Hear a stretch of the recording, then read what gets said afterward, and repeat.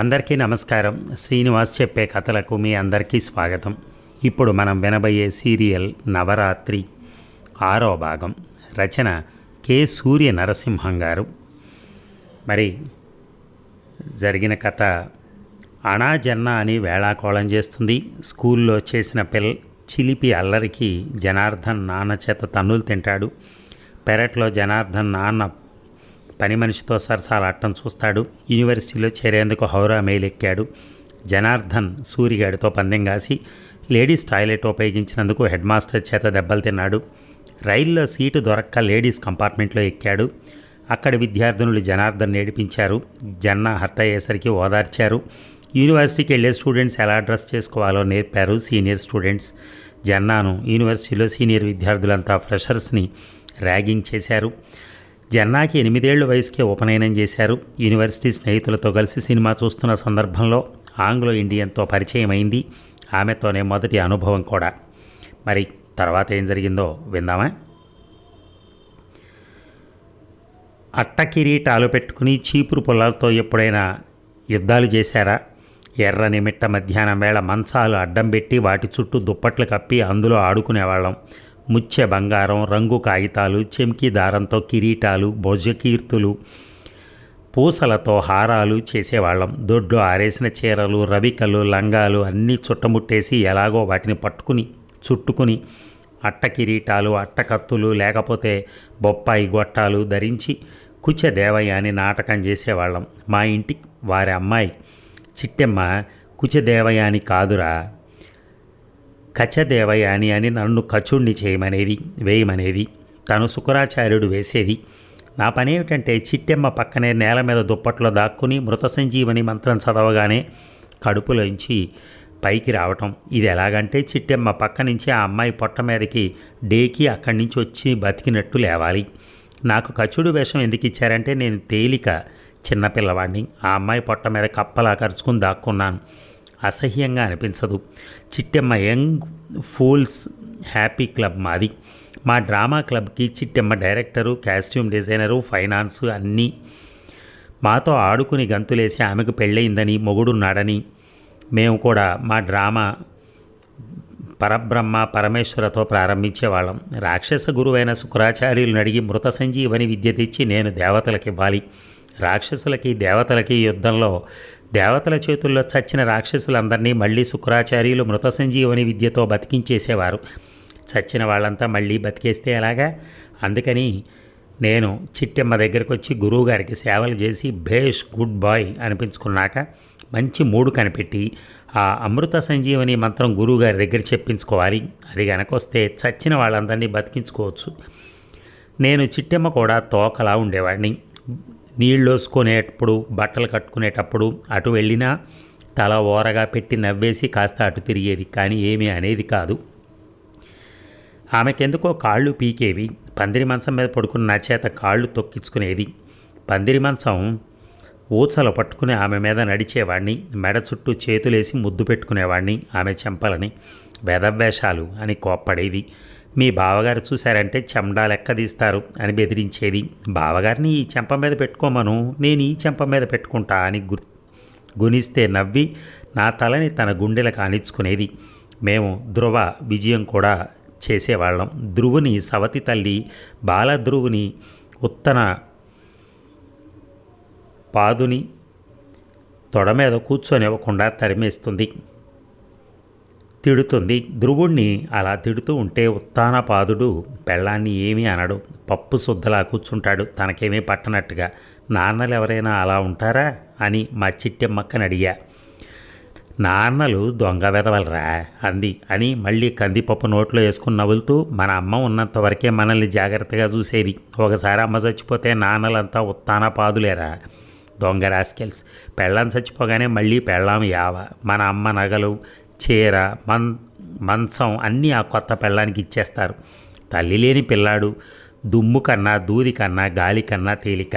అమ్మంటేనే నాన్న, లేకపోతే నాన్న. మన అమ్మ నగలు, మంచం అన్నీ ఆ కొత్త పెళ్ళానికి ఇచ్చేస్తారు. తల్లి లేని పిల్లాడు దుమ్ము కన్నా, దూది కన్నా, గాలి కన్నా తేలిక. అమ్ముంటేనే నాన్న, లేకపోతే నాన్న నాన్న కాదు ఎవరో చుట్టం అని ఉట్టి కుట్టినే ఏడ్చేసింది చిట్టెమ్మక్క. నేను చీపురు పుల్లతో బ్యాగులతో చిట్టెమ్మక్క గారి గోడ మీద బొగ్గుతో నాన్న బొమ్మ వేసి, అది ఏ నాన్నైనా కావచ్చు, అది మాత్రం చెడ్డ నాన్న మీసాలతో సహా, దాన్ని బాణాలతో కొట్టి చంపాను. అమ్మల్ని ఇంత మంచిగా చేసి నాన్నల్ని ఇంత రాస్కెల్స్గా దేవుడు ఎందుకు చేశాడు అని అమ్మని అడిగాను. అమ్మ చెప్పింది, చిట్టెమ్మ వాళ్ళ నాన్న వీళ్ళ అమ్మ పోగానే వీళ్ళని ఇంట్లో నుంచి తరిమేసి చిన్న చిన్న పరికిణీలు గౌన్లు వేసుకునే పిచ్చి పిల్లల్ని ఆ ముండను తెచ్చి ఇంట్లో పెట్టాట. ముండంటే ఏమిటి అమ్మ అన్నాను. అమ్మ నాలిక ఖర్చుకుని లెంపలేసుకుని చెడ్డ మనిషి అంది నా వైపు చూడకుండా. చెడ్డ మనిషిని ఇంట్లో పెట్టుకుని ఏం చేస్తాడే అమ్మ అని అడిగా. ఆడ మనిషి చెడ్డదైనంత మాత్రాన ఎలా చెడ్డదో చెప్పటం కష్టం. అమ్మ నోరు మూసుకో వెధవ అని వీపు మీద చరిచింది. మేనమావలు పెంచి పెళ్ళిళ్ళు చేశారట చిట్టెమ్మకి, వాళ్ళ చెల్లెలకి. చిట్టెమ్మ అందుకే ఆ చిన్నప్పటి గొడవలు మర్చిపోయేందుకు మాతో ఆడుకుని కాలక్షేపం చేస్తూ ఉంటుంది. ఓసారి మేము భక్త ప్రహ్లాద నాటకం వేశాం. మా పెరట్లో ఓ బాదం చెట్టు, దాని పక్కన ఒక వేప చెట్టు ఉన్నాయి. ఈ వేప చెట్టుకి ఈ బాదం చెట్టుకి మధ్య బల్ల వేశాం. ఆ బల్ల మీద చిట్టెమ్మక్క హిరణ్యకశిపుణ్ణి పొట్ట చీల్చి చంపాలి. నేను ప్రహ్లాదుణ్ణి, మా చిట్టెమ్మక్క నరసింహావతారం. నరసింహావతారానికి అట్టతో సింహం మొహం చేశాం. నోరంతా ఎర్ర రంగు, సింహం జూలికి జనపనార పీచులు కట్టాం పసుపు రాసి. చిట్టెమ్మక్క కాళ్ళకి ఎర్ర రంగు కాగితాలతో తమలపాకు చిలకలు ఎలా చూడతారో అలా గోళ్లు తగిలించాం. ఆ గోళ్లతో హిరణ్యకశిపుడి పొట్ట చీల్చాలి. వాడి పొట్టలో ఎర్ర సిరాబుడ్డి పెట్టాం. హిరణ్యకశిపుడు ఎవరో తెలుసా? సుందరరామయ్య చిట్టెమ్మక్క మరిది. వాడు హై స్కూల్లో సెకండ్ ఫారం చదువుతున్నాడు. వాడు నిల్చుంటే చిట్టెమ్మక్క భుజాల దాకా వస్తాడు. ఎవడ్రా నీ హరి, ఎక్కడ్రా ప్రహ్లాద అంది డైరెక్టర్ చిట్టెమ్మ. స్క్రీన్ ప్లే డైలాగులన్నీ చిట్టెమ్మే. సుందరరామయ్య గారు నీ హరిని ఈ స్తంభంలో చూపించగలవా డింబక అన్నాడు నన్నెత్తి మీద ఒకటిచ్చుకుని. అప్పుడు నేను ఇందుగలడందు లేడని పద్యం అప్పచెప్పి దానవాగ్రని వింటే అని దీర్ఘం తీశాను. నరసింహావతారం వేషంలో ఉన్న చిట్టెమ్మ మొహానికి తగుల్చుకున్న అట్ట తీసేసి నన్ను గట్టిగా ముద్దు పెట్టేసుకుంది. అలా చిట్టెమ్మలా ముద్దు పెట్టేసుకునే మంచి డైరెక్టర్లు ఉంటే మంచి నాటకాలు ఎందుకు రావు? నేను పద్యం చదవగానే చిట్టెమ్మ సుందరరామయ్య జుట్టు పట్టుకుని కిరీటం కింద పడేసి చెట్ల మధ్యకి ఈడ్చుకెళ్ళి తన ఒళ్ళో వెల్లికిలా పడేసుకుని గోళ్లతో సిరాబుడ్డిని వంపేసింది. సుందరరామయ్య కూడా ఆమె ఒళ్ళో మెత్తగా పడుకుని గింజుకుంటున్నాడు, లేచే ప్రయత్నం చేయకుండా. చిట్టెమ్మకు కితకితలుగావోను నరసింహస్వామి అట్టమొహం వెనక్కాల నవ్వుకుంటోంది, ఎవరో కితకితలు పెట్టినట్టు. నేను చేతులు కట్టుకుని నిలబడ్డాను. మా పిల్లలంతా నవ్వుతున్నారు, చప్పట్లు చరుస్తున్నారు. ఇంతలో ఎలా వచ్చారో, ఎక్కడి నుంచి వచ్చారో బావగారు వచ్చారు. రావటం ఆయన హిరణ్యకశిపుణ్ణి చిట్టెమ్మ ఒళ్ళోంచి జబ్బట్టుకుని లాగి ఎడాపెడా వాయించేశారు. హిరణ్యకశిపుణ్ణి అలా వాయించడం నాకు సబబే అనిపించింది. వాడు ప్రహ్లాదుడిని ఎన్ని హింసలు పెట్టాడు. మాకు పాలు పోసే వీరం వస్తే దాని నెత్తి మీద ఒక అట్ట కిరీటం, నడుముకు అట్ట వడ్డాణం, చెంకిది పెట్టి నృసింహస్వామి వేషంలో ఉన్న చిట్టెమ్మకి దండం పెడుతూ నిల్చోమన్నాం. అది అయ్యగారిని చూడగానే అట్ట కిరీటం, చెంకి, వడ్డాణంతో సహా పారిపోయింది. చిట్టెమ్మ రంగు కాగితాలు చుట్టిన బొప్పాయి ఖడ్గంతో 2 చెట్ల మధ్య ఉన్న బల్లమేంచి దూకి మేమంతా భక్త ప్రహ్లాద నాటకం వేసుకుంటూ ఉంటే మీరొచ్చి ఏమిటి అల్లరి అని బావగారిని మందలించింది. అల్లరి మీదే నాదే అని బావగారు హిరణ్యకశిపుడి వేషంలో ఉన్న చిట్టెమ్మక్క చెవి మెలిపెడుతూ లోపలికి లాక్కెళ్ళారు కోపంగా. చిట్టెమ్మని బావగారు రెక్కపుచ్చుకుని లోపలికి ఇడ్చుకెళ్ళాక నేను సుందరరామయ్య గారి కోసం పరిగెత్తాను. అన్నగారి చేత తన్నులు తిన్న హిరణ్యకశిపుడు నన్ను చూడగానే, ఎరా డౌడీ స్కిల్, నువ్వు ప్రహ్లాదుడి వేషం తీసుకుని దూరంగా దండం పెడుతూ నుంచుని నాకు హిరణ్యకశిపుడిచ్చి మా వదిన ఒళ్ళోకి తోస్తావురా కేడి నా కొడక, నన్ను మీ అన్న చూడు ఎలా బాధేశాడో అని నన్ను కొట్టడానికి వచ్చాడు. నేను వెదురు పుల్లతో అడ్డంగా గీత గీసి అది దాటొచ్చావంటే అమ్మతోడు ఇంకా అక్కతోడు అని ఒట్టు పెట్టి గీత మీద పొడుగ్గా ఉచ్చబోసా. మా రూల్స్లో అలా గీత గీస్తే సుందరరామయ్య కాదు, షేక్ మస్తాన్ అలీగాడు కూడా దాటి అవతలకు రాడు. అదంతే. చిట్టెమ్మక్కని లోపల మీ అన్న ఏం చేస్తున్నాడో అని భయం వెలిబుచ్చాను. సుందరరామయ్య గారు మా వదిన దగ్గర మెళ్ళలో తాయెత్తు కట్టుకుంది తెలుసా అన్నాడు కళ్ళు పెద్దవి చేసి. ఏం కట్టుకుంటే? తాయెత్తులో పొడుంటుందిరా చవట. అరే నన్ను చవటాను నిన్ను ఏమంటానో తెలుసా? అనుబే. అన్నంలే, మీ వదిన ఒళ్ళో పడుకుని ఎగురుతావేట్రా? అన్నయ్య చూడగానే పారిపోవద్దు. అక్కడ నరసింహమూర్తి పొట్టలో ప్రేగులు చిలుస్తుంటే ఎలా రలీచేది? కాగితం ముక్కలకి ఎర్రసీర పూసామా?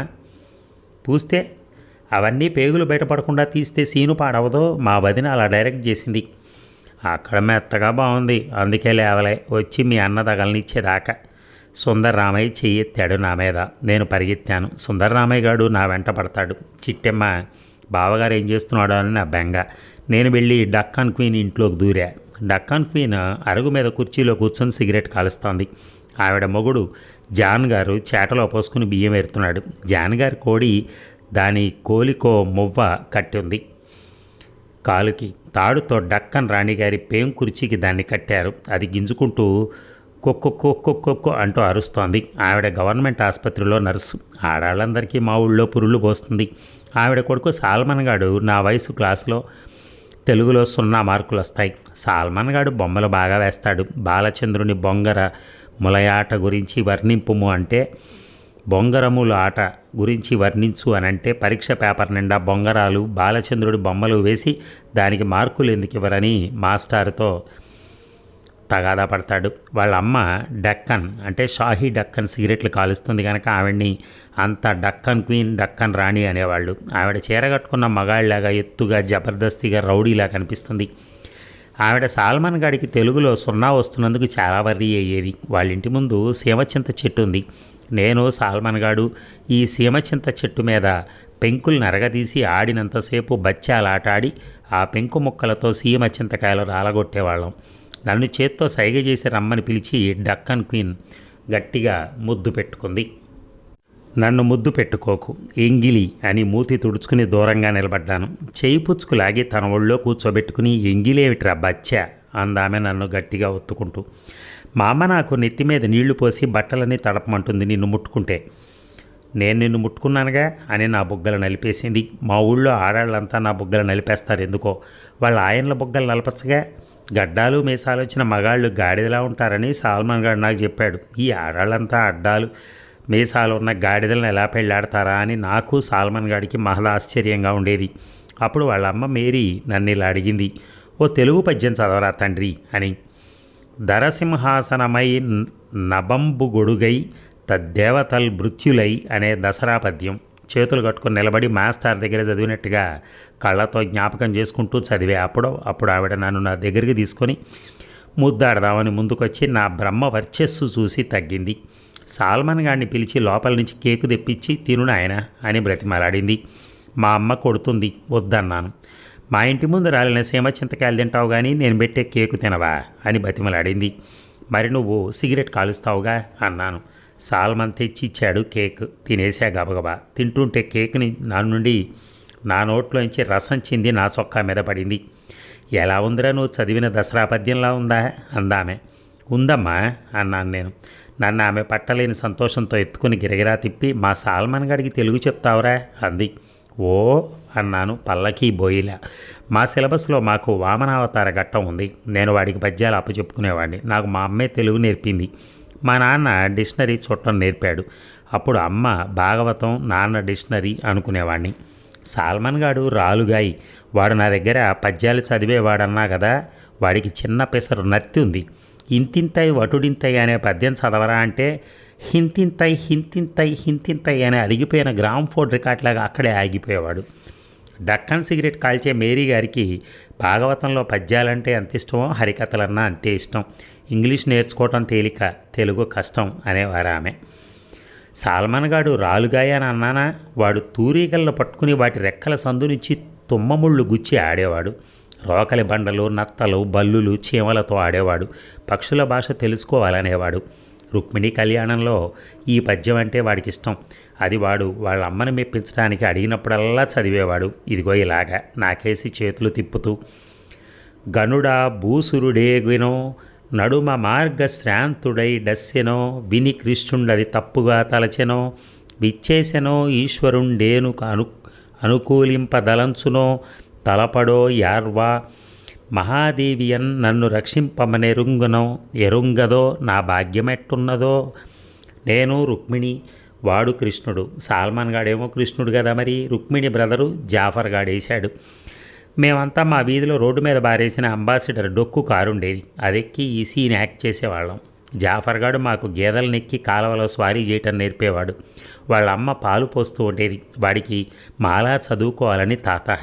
నేను సాల్మన్ గాడు వాడికి కొంచెం అక్షరాలు ఇసుకలో దిద్దబెట్టేవాళ్ళం, పద్యాలు చెప్పేవాళ్ళం. మా డ్రామాలో వాడు రుక్మి గాడు సాల్మన్ గాడిని చెల్లెలు నెత్తికెళ్తుంటే అడ్డుకోవాలి. సాల్మన్ గాడు విష్ణు చక్రం వాడే. అట్ట కత్తిరించి చెంకీ కాగితాలు అతికించి దానికి చిల్లు పెట్టి చూపుడు వేలు దూర్చి డొక్కు కార మీద గెంతేసేవాడు. వాడు ఆసుపత్రిలో కత్తెర ఎత్తుకొచ్చి రుక్మిగాడి జుట్టు కత్తిరించేశాడు. వాళ్ళ అమ్మ మమ్మల్ని తరుముకొచ్చి మాది రైట్ అన్నా వినకుండా తిట్టిపోసింది. డక్కన్ రాని రూపాయి ఇచ్చి అరవకు పొమ్మని, ప్రత్యక్ష పురాణాలు ఆడకండ్రా అని మమ్మల్ని వారించింది. మేము చదివే పద్యాలన్నీ మా గేదెలకు కూడా నచ్చినట్టే తలలూపేవి. కాలవలో గేదెల మీద స్వారీ చేసేటప్పుడు చదివితే తెలుగు పద్యాలే బాగుండేవి. గేదెల మీద ఇంగ్లీష్ పద్యాలు చదివితే బొత్తిగా ఏమీ బాగుండదు. సుందర్రామయ్య గారు రానుగాక రాను అన్నాడు. నేను యథాలాపంగా పెరటంతా తిరుగుతూ మల్లె పందిరి వెనకాల బాగడ చెట్టు, దానికి కాస్తంత దూరంలో సింహాచలం సంపెంగ చెట్టు, అటువైపు నుంచో ఎక్కడి నుంచో కలగంటి అనే రికార్డు వినిపిస్తోంది. ముందు నాకేమీ సరిగా కనిపించలేదు, కానీ పొంచి చూస్తే జాగ్రత్తగా అక్కడ ఒక నవారు మంచం మీద ఇద్దరికి దుస్తులు సరిగా లేవు. చిట్టెమ్మక్కని ఏదేదో చేసేస్తున్నాడు బావగారు. అక్క బాగుంటుంది, అది నాకు తెలుసు. మధ్యాహ్నం మేము నాటకం ఆడినప్పుడు కోపంగా వచ్చిన బావగారు అక్కని ఇబ్బంది పెట్టేస్తున్నాడు అని నాకు అనిపించి, అమ్మ దొంగలారా ఏం చేస్తున్నారా ఇక్కడ అని నేను ఒక్క దూకే వాళ్ళ మధ్యకి. నన్ను చూసి భయపడిపోయి దుప్పట్లు కప్పుకుని ఇంట్లోకి పారిపోయారు. నేను అక్కడే ఆ మంచం మీద కూర్చుని బఠానీలు పకోడీలు తింటూ కాసేపు పూల మీద చల్లుకుని గంధం పూసుకున్నా. అక్క అని పిలిచా. తలుపులు కిటికీలు మూసుకున్నాయి. వచ్చేసా. మర్నాడు చిట్టెమ్మక్క కోసం వాళ్ళ ఇంటికి వెళ్ళా. జర్నీ నువ్వు ఇంకెప్పుడు మా ఇంటికి రాకరా, వెళ్ళిపో అని తలుపేసుకుంది. నేను కళ్ళు తుడుచుకుంటూ ఇంటికి వచ్చేసాను. మరి ఈ భాగం ముగిద్దాం, మళ్ళీ రేపు కలుద్దాం. Thank you.